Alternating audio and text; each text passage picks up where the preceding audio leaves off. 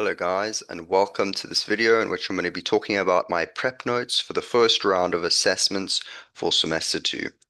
So we're going to be focusing on these three modules, and then the specific assessment dates are of the focus are these. So thumbs up to you guys. Let's do this. Okay, first of all, is web development. Here's a link to the POE, which will have more details, but otherwise here's just a summary. For this task, the context is that we must choose two businesses that are any of these types, and they must have websites that look like they need improving. We need to make two proposals that talk about these things, um, and we must collect content and place that content in a folder. Um, and we must also develop the website. I'm not sure if it needs to be styled or just be bare bones at this stage. I'm going to try to find out. I've also added a summary of the marking scheme here. Next up is our MOS React Native, um, whatever, React Native mobile application scripting.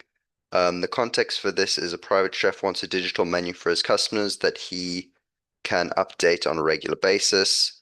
The task requirements are we must design one screen using Figma or similar design tools. We must make a diagram to show the navigation, but I don't understand that, so I'll try to find out.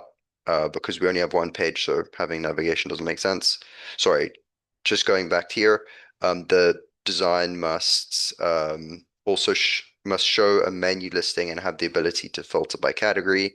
Then we must also explain the development strategy that we will later use in the future assessment, i.e. how to make elements, etc. in um, in React Native, I guess. Next up, I've just added the summary of the marking scheme here. Next here is focusing on PXID, Principles of UI and UX Design. Context for this assignment is we need to make an app to help a musician with these goals in mind, or we need to make an app for a cafeteria cafe with these goals in mind.